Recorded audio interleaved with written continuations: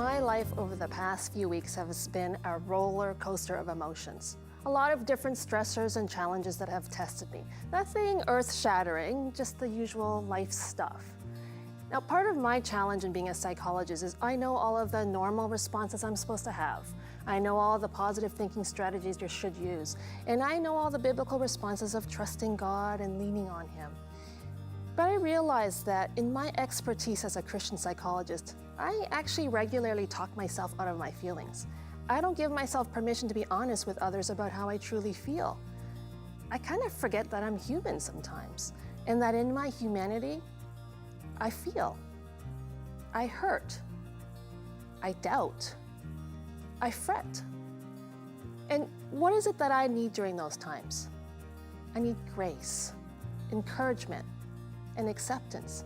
I don't need to chastise myself for feeling. I don't need to shut it all down for fear of being sinful. And I don't need to judge myself for my weakness. Maybe I just need to accept my feelings with non-judgment. Allow myself to feel them and soothe and comfort myself. Or reach out to others for that care and from God. Isn't that maybe how God has wired us to be? Emotional, relational? Didn't Jesus experience intense emotions during His time on earth, and yet He did not sin? You know, as Christians, many of us have grown up believing that emotions are the root of much evil. And so our responsibility as mature, committed Christians is to keep a tight control of our feelings, just in case we succumb to temptation. So the whole idea of letting it hang out just might feel a little bit sinful and probably not scriptural. But it is with respect that I correct that thought. Because in fact, God has designed us to live life fully, in love with Him, with our heart, soul, and mind. All emotions are actually a gift from God. Passion and delight and joy, they all come from facing the truth, when we're feeling the opposite. Every honest emotion has importance in any relationship, both with God and with others. Most of us simply need to learn what they are and how to express them. In therapy, we often teach our clients to acknowledge their emotions and accept how they feel without judgment. Our emotions aren't right or wrong, they simply are. And when we can accept and express them, there's relief, and the negative feelings lose their power to hurt our hearts and destroy others. Unacknowledged emotions, I can tell you, always control us in one way or another. And the more they're buried and ignored, the greater the power they gain to create great damage in our lives and in the lives of our loved ones. Our emotions are actually signals to pay attention to what needs attending to, and we must learn to respond accordingly.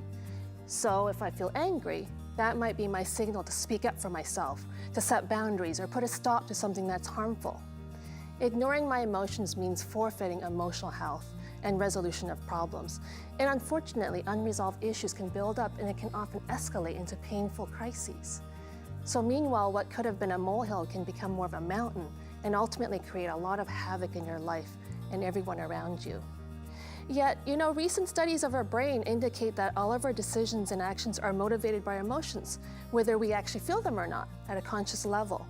No matter how logical we may want to be, it turns out we can't divorce our decisions from our emotions. And if those emotions are all bottled up, eventually they're going to have to come out. So if you're unaware of your emotions and you don't learn how to pay attention to your inner world, you can be sabotaged by your emotions time and time again without understanding why. And more importantly, without having enough self-awareness to change the way you respond to a given situation. Remember, God isn't repulsed by our negative feelings, but because He loves us, He wants us to come to Him to process our emotions and then seek His wisdom to choose how we respond. How we feel is simply how we feel. It isn't good or evil. When we shame our emotions, we end up preventing the processing we need to resolve them.